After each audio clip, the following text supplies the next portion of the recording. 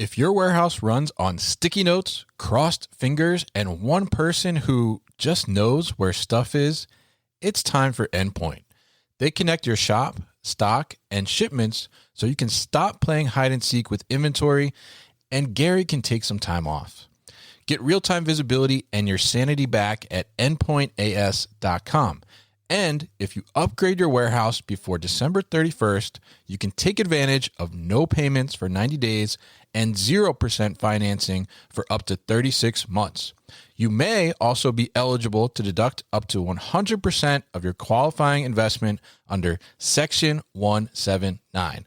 Consult your tax advisor to confirm eligibility. Terms and conditions apply. Learn more at endpointas.com. That's endpointas.com.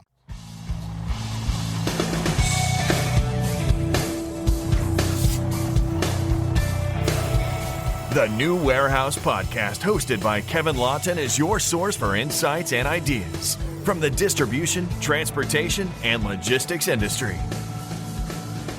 A new episode every Monday morning brings you the latest from industry experts and thought leaders. And now, here's Kevin.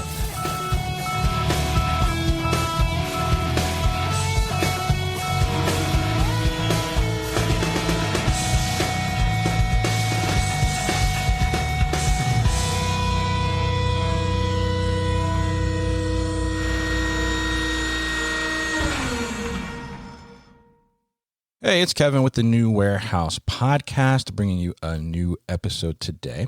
And on today's episode, I am going to be joined by Kurt Heusner, and he is the CEO at Endpoint Automation Solutions. And we're going to learn a little bit about what Endpoint Automation Solutions is all about, but we're also going to talk about kind of the mid-market warehousing operators out there. We're going to give them some love today, and we're going to find out a little bit why there's some gaps in terms of technology that's suited for them and how they can kind of bridge some of the gaps between their systems with this technology, and dive a little bit into that and learn a little bit about how Endpoint is helping to serve them with some modularity and some plug and play solutions that I think are really key and vital for that market. So we're going to learn all about that from Kurt today and talk a little bit about warehouse technology solutions, of course, the thing that we love on this podcast. So Kurt, welcome to the show. How are you? Thanks so much, Kevin, for having me. I appreciate it. I'm looking forward to the discussion. Absolutely. Happy to get you on and happy to talk about this because I think that, you know, we see so much in the industry where solutions are, you know, going after the big guys and things like that. But where's the love for, you know, those SMBs? And we need that out there because there are so many SMBs that make up the warehousing space out there, definitely. So before we kind of dive into that, why don't you give us a brief overview of Endpoint and what it is that you all do? Endpoint Automation Solutions is intended to power warehouses and operational environments that are connected, intelligent, and human. And I really emphasize that human part of it because it now and forever will have a human element to everything that happens in kind of the warehouse or the operational environments. I've even heard you say on some of your podcasts and other interviews. But we're here to kind of bridge the gap between the ERP system, which to me is kind of the brain of the business, and how do you connect that to the realities of the warehouse floor or the distribution facility or the manufacturing facility. And we want to do it in this, like you said, deliverable modular automation. So it's not, you have to bite everything off at one time. You can bite it off in bite-sized chunks and really attack the most important parts piece by piece. It gives you this data visibility. It integrates with other systems so that it can talk back and forth from the connection perspective.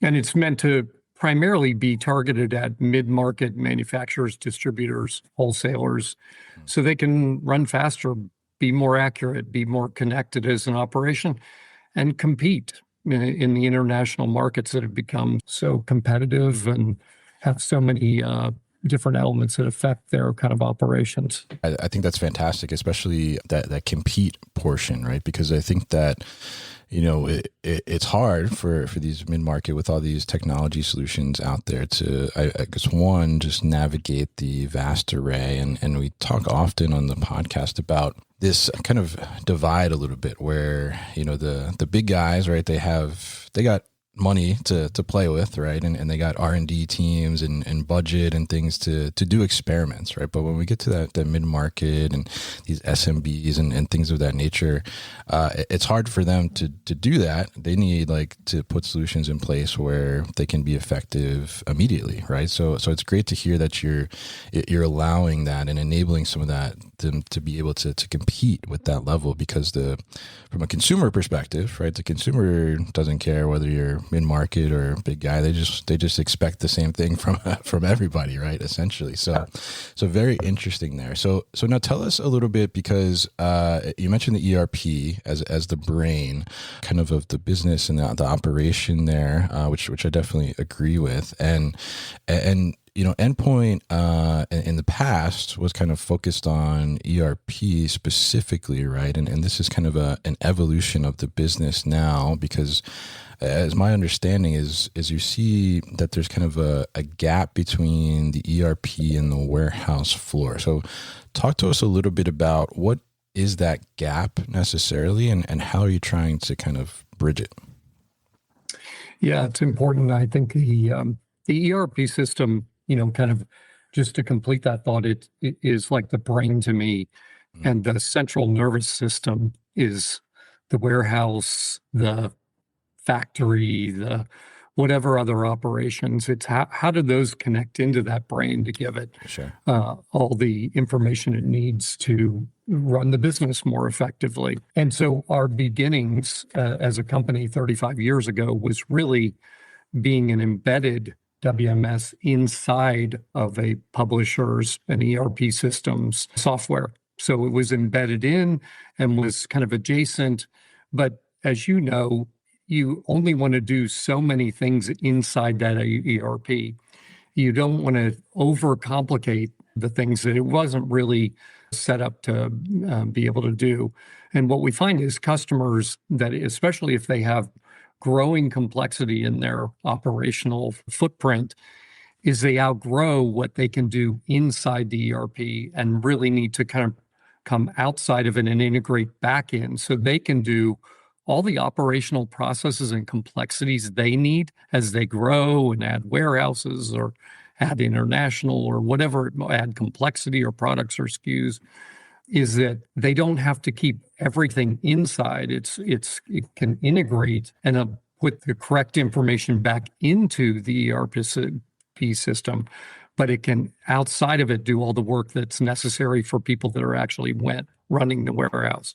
And I think sometimes there's a discontinuity between these two things, in that there are limitations in the ERP, which, really the warehouse or other teams struggle with. And then conversely, the ERP or the financial system, you don't want all of these things to be managed inside of it. And so it creates this logjam between the two in what the objectives are of those organizations. And so, we're trying to balance that and make sure that it's the right things are done in the right place. And it's more of a living operational system as opposed to a single. Now, I think a lot of SMBs at the beginning, would love to keep it very simple and start with the ERP. And that's why we've been a great place to begin for many of these companies. Mm-hmm.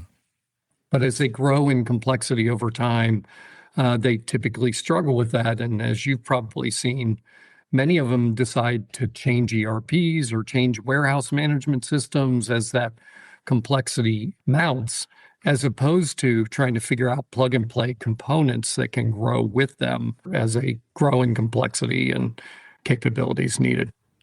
Yeah, absolutely. And I think that's an interesting point there, right? Because, I teach a course to students about ERP, actually. And we talk about the difference there between, doing a complete suite kind of approach versus best of breed, right? And tell them that I'm like, even though your ERP can do everything, essentially, that doesn't mean it does everything very well, right? That's right. So I think it's really interesting, and seeing that gap too, and I think just the evolution of technology itself in the warehouse space certainly allows for more flexibility to be able to do these things, and you want to have that flexibility from your system, which it sounds like you're enabling to happen, right? So I'm curious. I mean, tell us a little bit about from your perspective, because you've been in the software space for some time, right? And you recently joined Endpoint earlier this year. So tell us a little bit about what drew you to this space specifically, and kind of what do you see in the market as the opportunity here? I've been in technology for what is now about 40 years of my career, between hardware, software, and services. And so I've seen that intersection point where these things come together in the real world for the humans that are using them, and in which it was intended to continue to help with productivity or help them do their jobs more effectively, or whatever it may be. So I've always been drawn to these spaces where there are these complex operational issues that are happening and growing in complexity every day, and growing in required agility, as you were kind of just referencing. And when that meets the human, and what is the impact of those two things coming together? So to me, a warehouse is kind of the heartbeat of the supply chain. And for decades, kind of the mid-market segment has been underserved. To your point, they've tried to use overly complicated systems to be able to manage what they're doing. Or conversely, as you've kind of referenced, I think in other podcasts, they'll run off of spreadsheets and paper. People would be surprised how many companies are still just using basically no technology, or very limited technology within their space, especially in these SMB and mid-market spaces. So we're trying to help them to take those either manual processes and add their capabilities that help them to automate and make more intelligent the platform for them, and do some of the work that they could do easier. Or we're trying to simplify for those that have overly complicated and bought too high of a platform from either ERP or even the warehouse management capabilities, and bring those together to fit their business for what they actually do, and what does it really solve. And where we're focused is on outcomes. What is the outcome you're trying to achieve? I think sometimes it's so focused on processes or mimicking processes, whether they're good or bad. It doesn't really get at what's the outcome I'm trying to drive through this process on a consistent basis.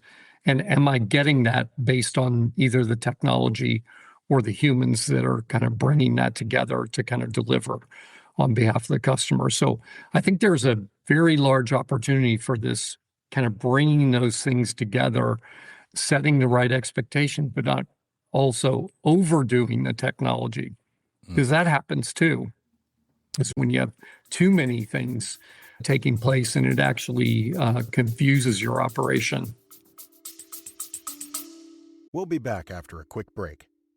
Today's episode is brought to you by the Breckham Group, a supply chain consulting firm built by operators and engineers, not just advisors.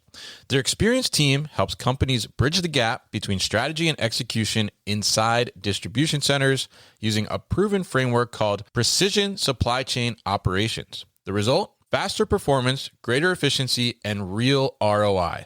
If you need speed, precision, and measurable results, visit breckhamgroup.com.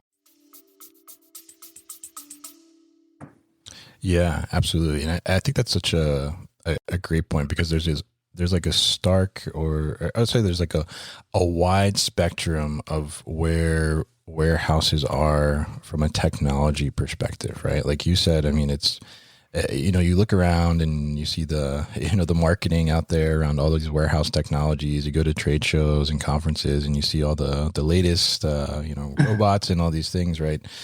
You would get the impression as an outsider to the industry that like, oh, all warehouses are like high tech, right? And high technology. And it's still a very low percentage, right? And to your point, I mean, there's still operations out there that are working off spreadsheets or, picking off paper in some instances. And, I think it's very interesting that there's such a wide gap there, but such a big opportunity to improve those operations with some technology to help to make the job better for the human, as you referenced a couple times, and just make that efficiency and effectiveness even better as well. So I'm curious what you're seeing in the market, especially this mid-market sector. Like, what are you seeing are some of the biggest challenges for them to adopt some of this technology and kind of take that step in the first place? First, I do think there's a recognition that the mid-market and SMB customers are at this kind of massive technology inflection point. Yeah. It's not like they can no longer, there's too many parts of their organization to be effective for their customers where they have to use technology because they have to integrate with other systems or with the customer more directly digitally or whatever it may be. So I do think there's less and less aversion to technology, but it's what technology do I need and how complex of a technology infrastructure do I need to put in place?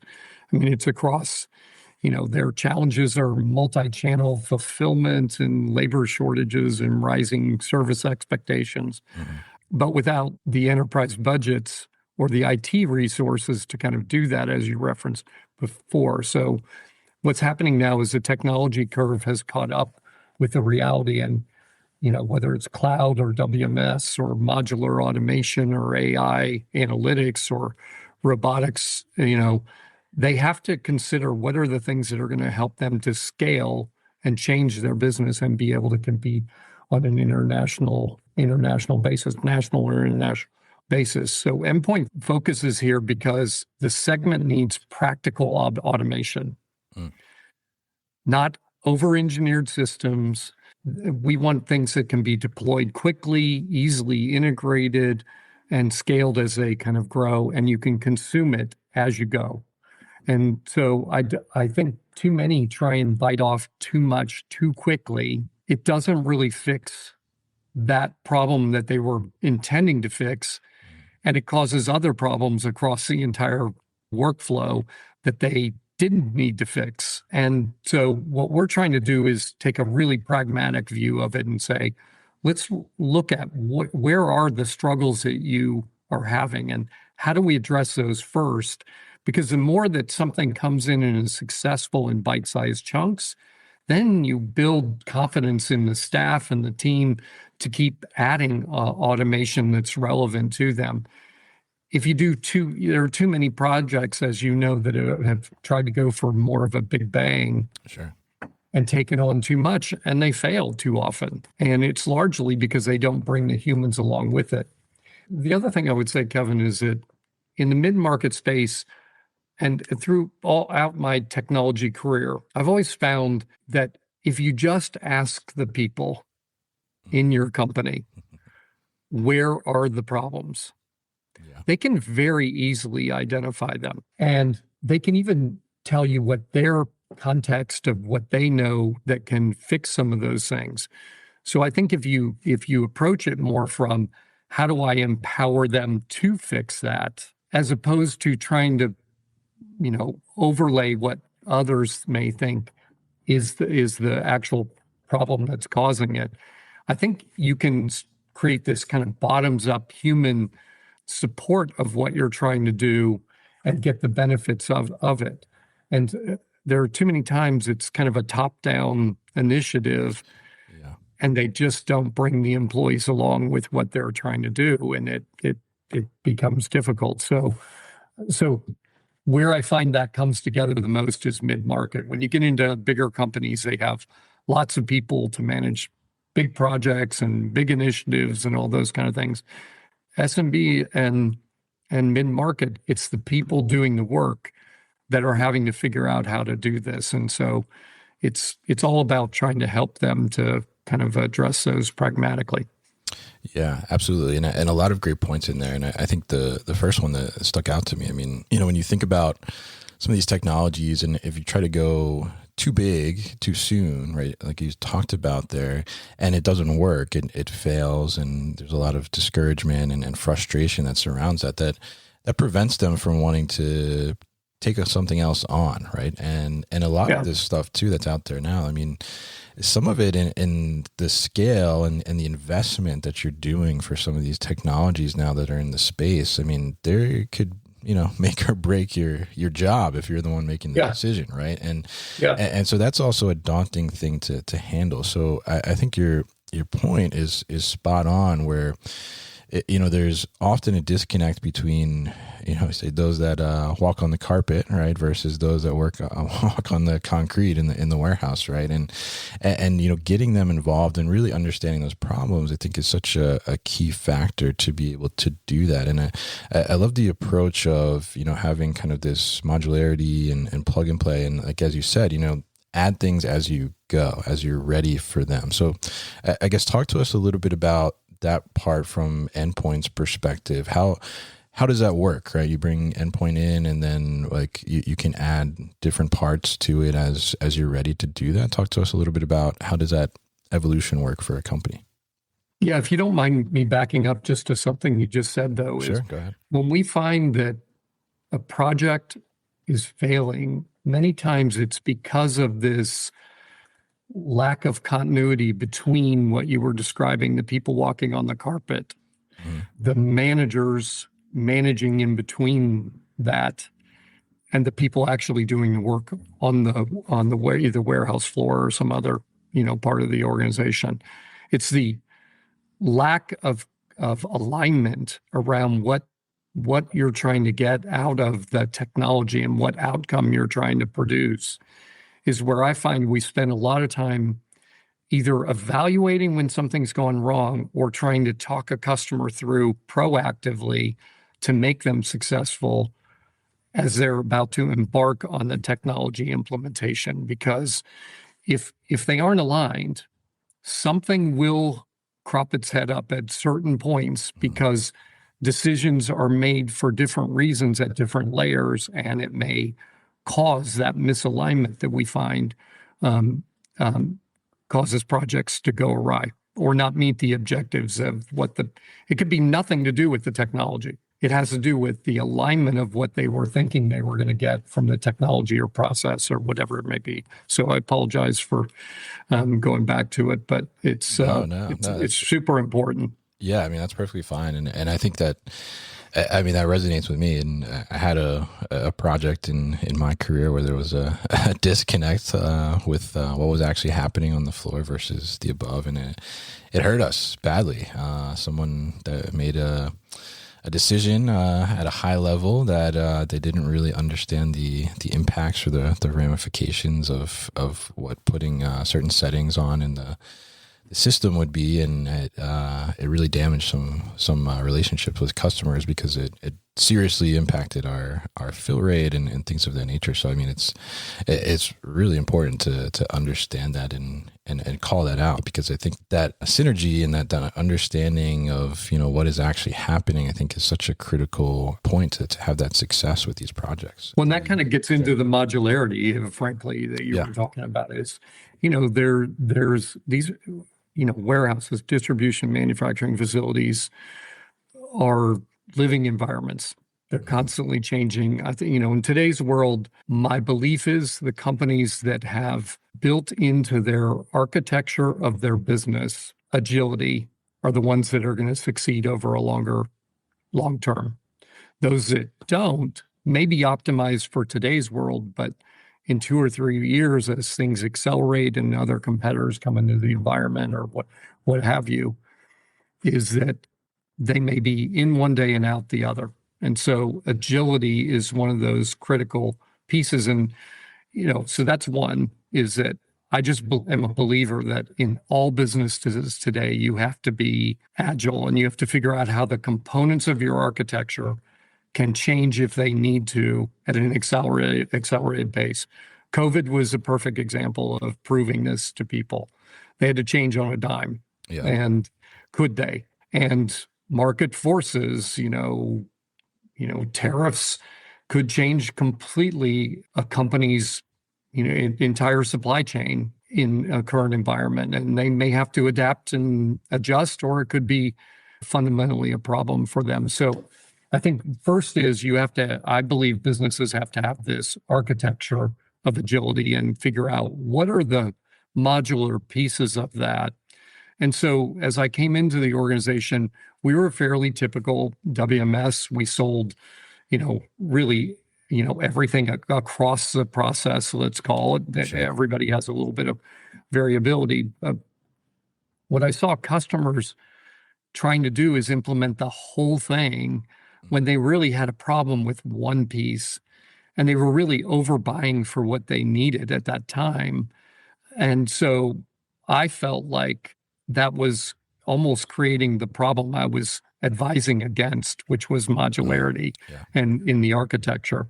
And so we felt like it was important to actually break our portfolio into these more modular workflow pieces so that they could concentrate on how do they become best of breed in that, and how do they build agility into that component and then move to other pieces as it's really relevant. So we're trying to help them to create this kind of agile architecture and be a part of that versus, basically pushing our portfolio against that, which is loading more technology over the customer than they've really needed. So that's kind of informing what we're trying to do so that, they can really go through transformations in smaller chunks as opposed to larger transformations, which are really complicated and hard to do in the real world. And maybe you don't need to do because it's only a section of of what you're doing that needs to change to upgrade to a new best of breed or to accommodate, kind of what you're trying to do going forward in how your business has changed. So that's at the core of the kind of the philosophy we're trying to embark on and then be able to advise customers in that way. Yeah, and I think that's so smart, right? Because like you said, you go for everything at once, or like that's the only option to go for everything at once, right? Then that can become a little overwhelming in a sense, right? You're like, well, I'm just worried about this one process that I have right now, but then I have this, and then I have this, and then I'm trying to do a little bit of everything, and then it just doesn't go so well, right, as it could, or be as effective as potentially. So I love that approach to be able to scale it as you need to scale it, and add on different components when you need to add them on, and I like that idea too of the bite-sized kind of projects, right, where it's not one large scale project that is, like you said, can be daunting, can make it much harder, can be a bigger mountain to climb. Instead, you're just making it, smaller hills, I guess. Yeah, we can say. And I want to talk too about, because you mentioned the human a couple times in here, right? Which I can tell is that's a very important part of this for you. So tell us a little bit about kind of the balance that you see, and how do you advise the balance between the human, which is a very critical component of a warehouse operation, versus the technology that you're bringing in? How do you find that balance, and how do you enable that human to benefit from the technology that you're bringing in? Yeah, it's a really complicated, of course, you're Sure. working with that company to try and figure out where is the balance, because it could be that the barrier to it is that the human has a fear of the technology. And so they don't really even try and accept that it could help them to be more effective in what they're doing. So it's always, to me, the technology is intended to sit in the background and help the person to do their job more effectively, whether that's physically, whether it's through information, through let's call it predictive as we continue to go more towards kind of AI. What is it enabling in that person to do more effective, faster, better, than they could have done yesterday? Too many times, unfortunately, we just, and in particular related to kind of training and onboarding of humans using this technology, we just throw it out there, or we just quickly train them on here's the feature functions. Yeah. But it doesn't help them to understand, well, wait, but that didn't help me. I was doing those things yesterday. What's new and different that's going to kind of help me to be more effective with it? So I think we're trying to analyze that better and understand where is the work that needs to be done by that smart human that is adaptable to the situations in the moment, and where are those repetitive processes that really they didn't want to do or don't like to do as much either. It's where's the trade-off between those two things? Where are the repetitive things that you can get them to give up and not want to have to do anymore, and focus on where the things are that their knowledge and experience and so forth benefits your ability to be effective. And so it's a process you have to go through to kind of understand that. But I think it also diffuses a little bit of this future fear of like everything's going to be automated. Yeah. No, everything's not going to be automated. Not AI doesn't take over everything. I do get bothered in today's environment where I think it's over publicized, that companies are laying off because of AI. Well, I don't know. Maybe. Yeah. I'd like to see how AI has specifically taken out the significant numbers of people that we're talking about, or was that just bad human planning for against their business? So I think the humans that are there should be fairly confident if they can embrace it and figure out ways that it can help them to be more effective and demonstrate that.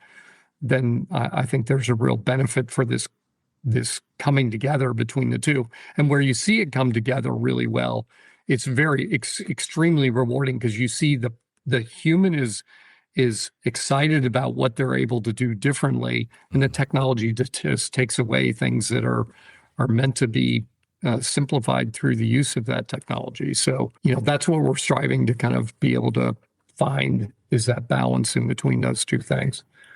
Yeah. And I think that's really interesting perspective there, because I think it is sometimes, especially in a warehouse environment, right? There's a lot of repetitive tasks, right? There's a whole kind of flow state that employees get into, right? Because they're doing the same kind of thing every day, right? And they get used to that. And then, if you kind of disrupt that without any real explanation or understanding, whether it's better or not, there's still going to be some resistance there, right? So I think marrying kind of the communication and the why, right? Like, why are we bringing this technology into the understanding of that employee is such a key factor in that change management phase of any technology or any change implementation that's happening in that operation. But I think that's really great to your point, right? That, we want to make sure that they can be more effective, right? And this technology is making their lives better, essentially, right? They can be more productive, they can be more comfortable, they can be easier. And I think, as long as you're communicating that across, you certainly can find that balance for them, right? To make things effective for them, which I think is really important. It's kind of this change management aspect of it that people don't concentrate on enough. I had an interesting call with the CEO of one of our customers, who his approach was very different than I find most companies doing. Most of them look for where is the most significant gain that they think they can gain in technology, being implemented, technology systems processes kind of being implemented. He took a different perspective. He was afraid that they were on a multi-year journey and they were very behind for their industry. And what he did instead is he polled his employees by where are the things that you hate to do, and that if we got rid of it, none of you would care, if we were automating or whatever it may be. And they targeted and prioritized a set of those. And that's where they started with their technology implementation. So it was a bit of that. I thought it was a really interesting approach to change management. And instead of trying to take the big, most relevant processes, they took some of the smaller, but processes that people hated to do within their warehouse, and they automated that and showed that they could do it there, and then worked their way up to some of the most complex, most important processes, so they could kind of gain their confidence as they went along the project. I thought that was really fascinating. I haven't seen somebody do that before. Yeah, and I love that. I think that's a great idea because, if they hate doing it, right, and there's a majority that says they hate doing it, like what, you're going to have very little resistance or challenge at all to do that. And I think that's a smart way to do it. And probably, I imagine too, on the opposite end, right, the things that they enjoy doing or they love doing is probably something that needs like that human touch anyway, right? Or, has a special kind of attention to it if they're enjoying doing that task. So it's more nuanced if they're likely doing that. And so, I think, so you have to be a little more careful about where the interaction is between technology and the human, where it feels like it's more personal to them. Yeah. And I love that example. So thank you so much for sharing that. Yeah, we're pretty excited about trying to help companies to get a jump start. There's, I do think this digital divide is recognized now. I think, and companies know that they need to take steps to kind of move in a direction of more automation. And this is trying to remove some of the barriers to kind of getting there. So, the other thing Kevin Wim talked about, but is the more you have digital native young people, over half of the workforce today are pretty digital native in what they expect from the company or the companies they buy from, they work for or buy from. And so if you aren't one of those companies that's implemented technology, I think it's harder to get the skills and experience and knowledge and excite a younger community on getting into the manufacturing sector or the distribution sector or whatever. That so it will hold you back from trying to being able to get the right people to join your organization with sustainability. And even, we find today this succession planning of being able to hand off the business, or, maybe millions of business owners that are trying to hand over their business to somebody else from a succession perspective. And there just isn't the interest that there has been because of either they haven't done these things to modernize the business or have held it back. And so they can't attract the people that would want to run that type of business in the future. So, there's lots of reasons I think that are market forces that are creating this, where owners need to consider technology and how they take advantage of it in their organization going forward. Yeah, I think that's such a great point because they're, like you said, this generation coming into the workforce and the generations that are following them too, that will be coming into the workforce have just grown up in a digital environment. And giving them a job that lacks technology or has technology that lacks user experience and user design and things of that nature is not very exciting to them, right? And is going to be a challenge for them to I think work with. And I think they also seem to be very focused on choice as well, right? And having challenges with technology or frustration, like I use the example in my classes when we talk about this, where I asked the class, I'm like, okay, if you download an app from the App Store and you open it for the first time and it's difficult to use, like what do you do, right? And they're kind of like, I never use it again, or I look for a different app, right? So, when they come into the workforce and that's like their mindset around technology, right, is that like, if it's not user friendly, like I'm using something else, right? And you come into a job, you're kind of stuck with that technology. They're not going to last too long, I don't think, in that type of environment, right? So great point on great points all around on, why we need this technology, right? And how do we bridge kind of this gap that we talked about in the beginning? So really interesting to talk to you. And for those mid-market businesses, or I guess any businesses that are listening, you have something going on right now called the Great Warehouse Upgrade, which I love the name of. So tell us a little bit about what does that mean? Because you got this promotion kind of running through the end of the year where people can really kind of take advantage of your offerings from something that you're offering from a promotional perspective, but also from like a tax incentive too. So tell us a little bit about that. I think you've even talked about other times on your podcasts, and a lot of customers are perplexed by the CapEx investment to invest in technology and be able to, how do I approach that? And so there are ways that you can basically finance and take advantage of tax laws and combine those two things into the ability to accelerate your purchasing into warehouse technologies. So at least that part of the barrier has been kind of removed. And so, we're kind of advising some of our customers. We'll work with them to, be able to finance the solution that they're after and to do it in a way that's more balanced. I've even heard you talk about, some of the customers that are taking advantage of robotics as a service. It's this way of spreading the payments across an investment curve, but also being able to take advantage of near-term tax advantages that are built into the code, into the tax code that I find a lot of companies just don't know about. Now, of course, we advise them to talk with their tax advisors so they understand the ramifications, and we're not advising them on that. But there are a lot of opportunities that they just don't know about or take advantage of today.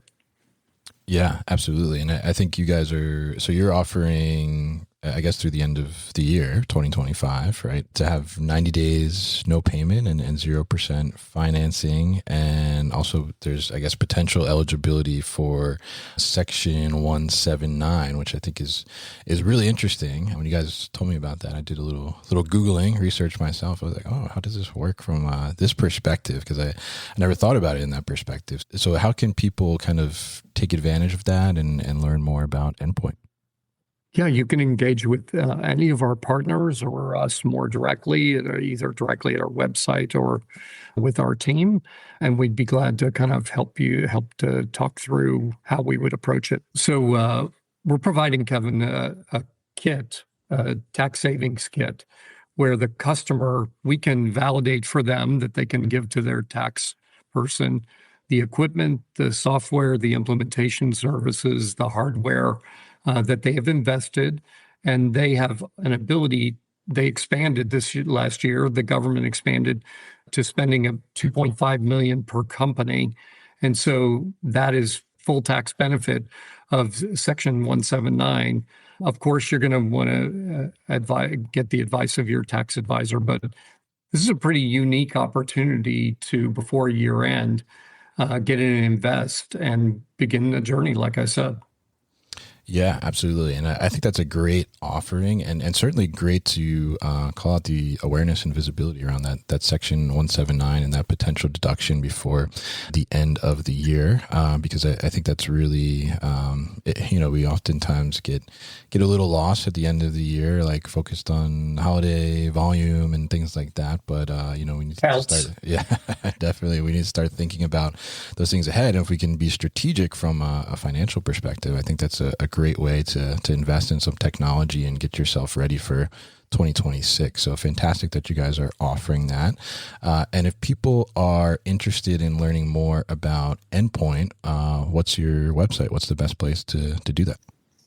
Our website is endpointas.com, and you can engage us there, and we'll look forward to having a conversation with you.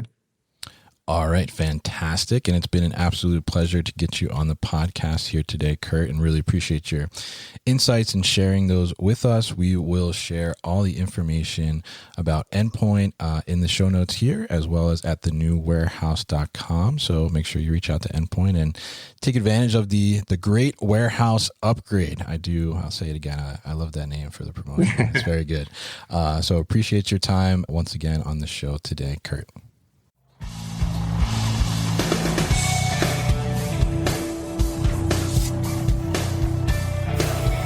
You've been listening to the New Warehouse Podcast with Kevin Lawton. Subscribe and check us out online at thenewwarehouse.com.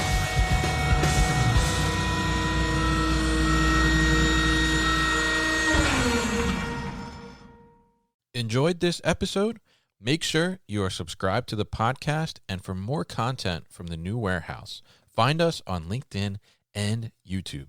Links to subscribe can be found in the show notes, and for everything The New Warehouse, head to thenewwarehouse.com.